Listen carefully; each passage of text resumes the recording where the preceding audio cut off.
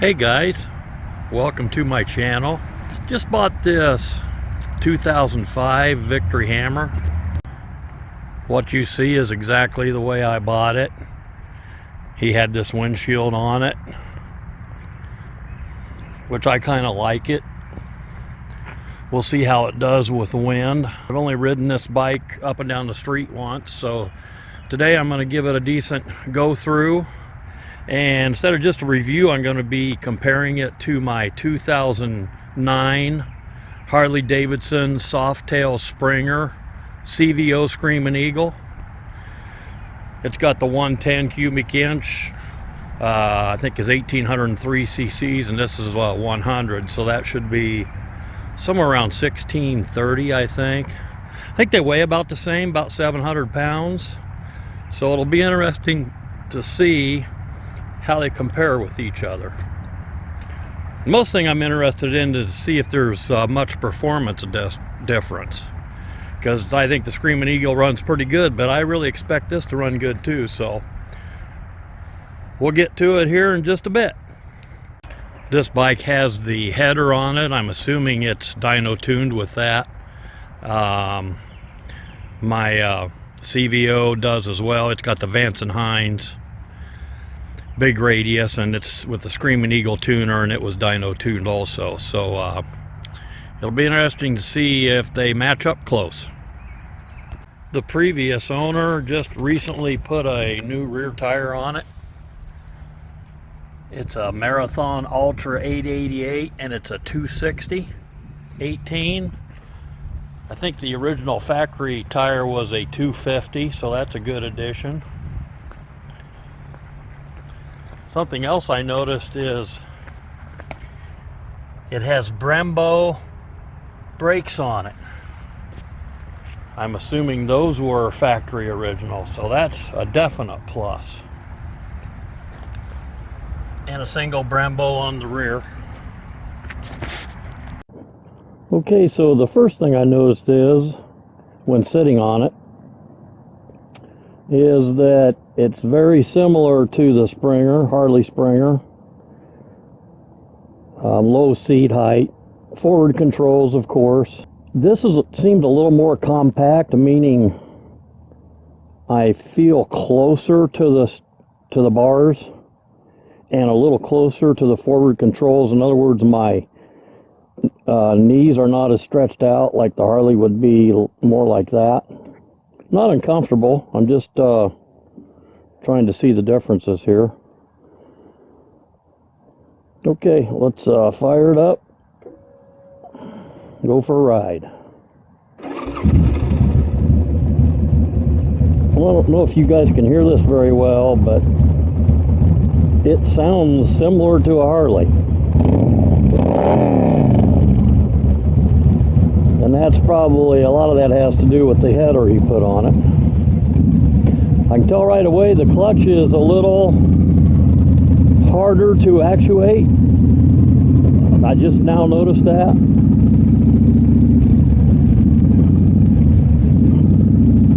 I can still two-finger it, but it's definitely a little tougher than the Harley is.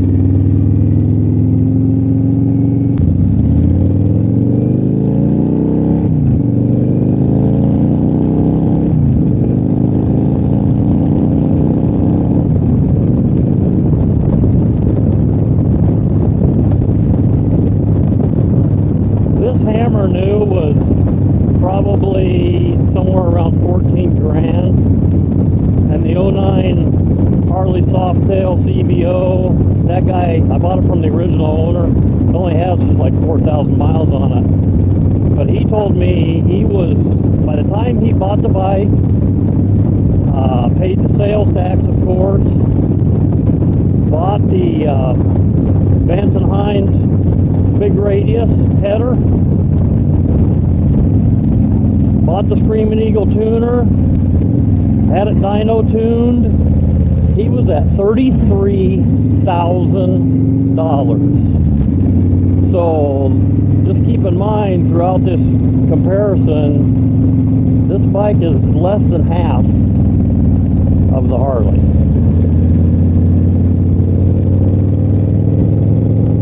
had to take a detour through the country here, which is not necessarily a bad thing. This bike handles well, man. I mean, it's definitely no chore to ride it. I had no issues with that. Got some torque. We're going to check that out a little more later. Okay. Brakes. Rear's pretty good. Oh man, the front brake is like 4 times better than the Harley. Now that Harley only has 1 disc in the front. And Harley riders know this. I mean, I've owned a lot. Few of them had decent brakes. I mean, that's just, we put up with it because we like our Harleys. But yeah, front brakes on this are, like I said, at least 4 times better. And I already mentioned, I'm going to mention it again. For me, the Harley, it fits me a little better because my feet are out further. And I'm not a real tall guy. I'm 6 foot. Got like a 32-inch inseam, but this just seems more compact in the seating area. Not complaining, just noting the differences.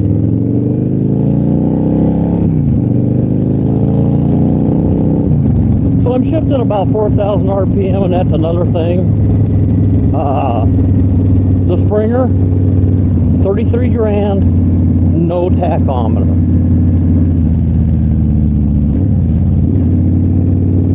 I also had at one time a 2007 Softail Springer, and that bike did have a tach, but the 09s did not come with a tachometer. Of course, you can put one on it, parts and labor about 400 bucks.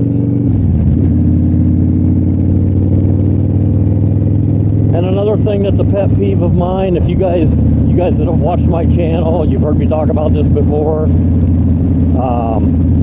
My Kawasaki ZX14R, my FJR, Yamaha FJR 1300, which I just did a review on that bike. Do not have self-canceling turn signals. Now, that would not be a big deal to me if every bike I have ever owned didn't have it. But once you have a bike that has self-canceling turn signals and you come to rely on that, then sometimes you forget to turn your turn signals off. Okay, well, some would say, who cares? Well, the reason I care is if I've got my turn signal on and a guy's coming at me, he sees that I'm going to turn when in reality I'm not, so he turns in front of me because he thinks I'm turning. That's not a good situation. All right, enough on that rant.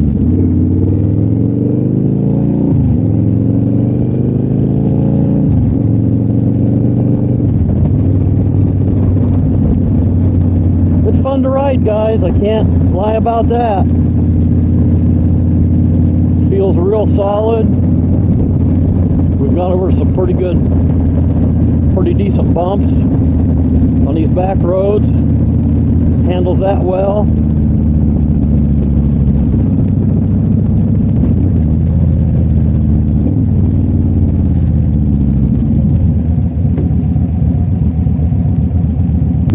Okay, let's see how she does here.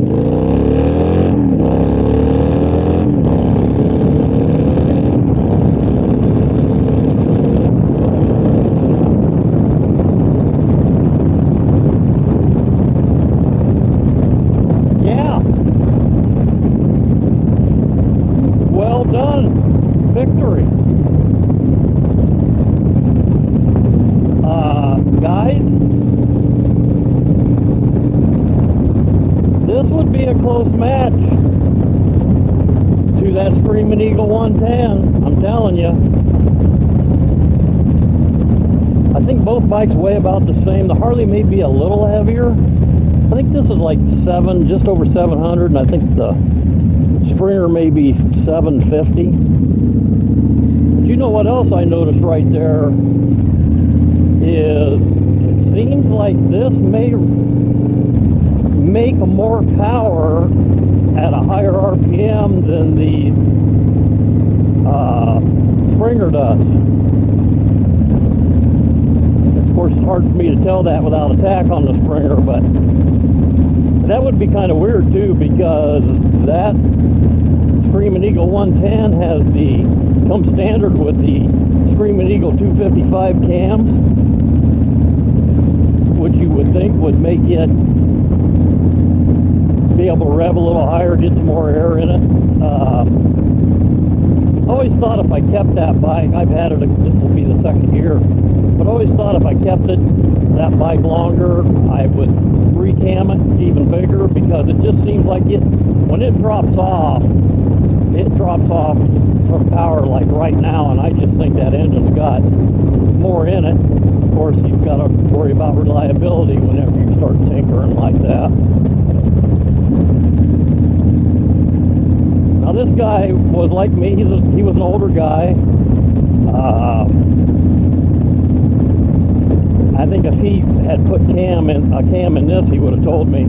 I don't think it is. I think it's just stock, except for the header and the tune. But 1630 or so cc's compared to a Screamin Eagle 1800. I don't know, man. It'd be close. This will get it. Gotta say, I'm surprised.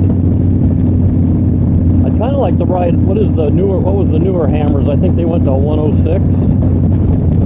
But I've got no complaints with the power on this machine.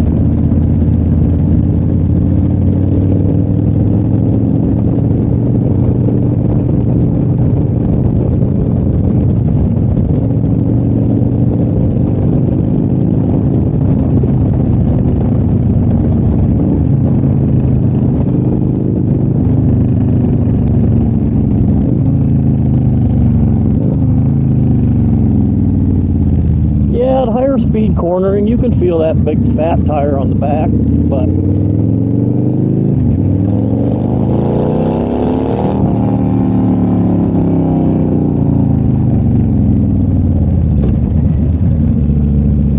so it's all about the fun factor, right?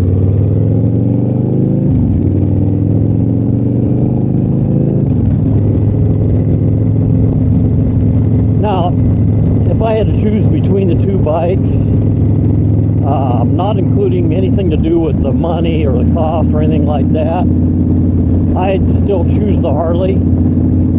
The riding position just fits me a little better. This is not bad, but that Harley just fits me a little better.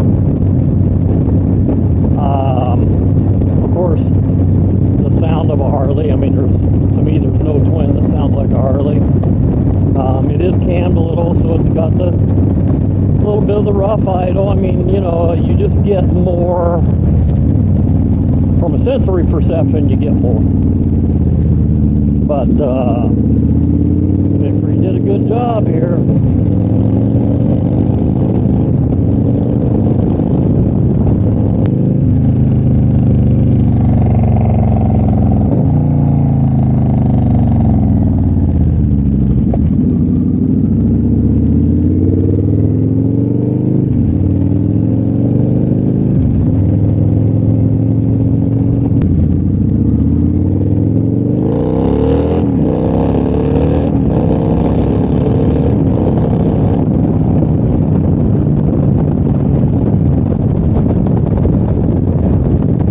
Transmissions. I don't see really a big difference between the two. Both 6 speeds, of course. This one shifts fine. Have no issues with that.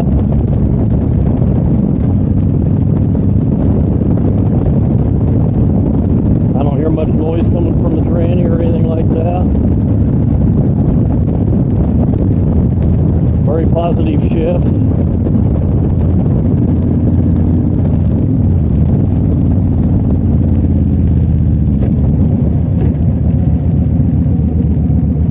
Easy to find neutral.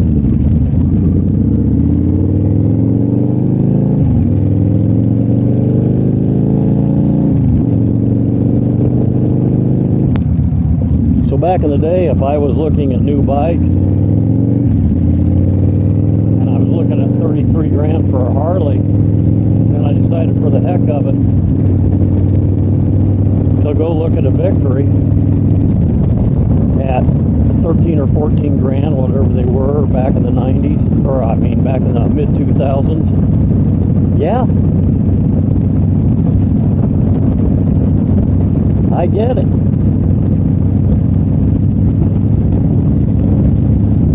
I think the Victories were made in Clear Lake, Iowa. So, you know, American made.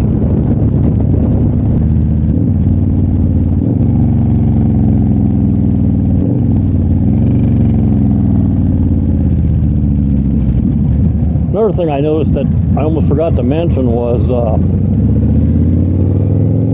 I also like the throttle better on the Harley. This throttle, you have to turn it too far. In other words, it has too much range in the twist. Now, most guys, that probably wouldn't bother, but I've got arthritis in my right wrist, and so I did notice that.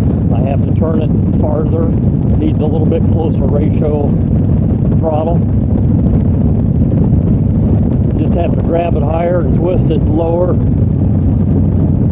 That'd be something I could get used to. Seems well built. This is a solid bike. 55 mile an hour on the back roads here.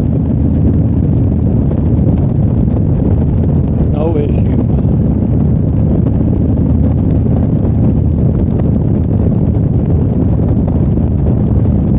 Hit some bumps here.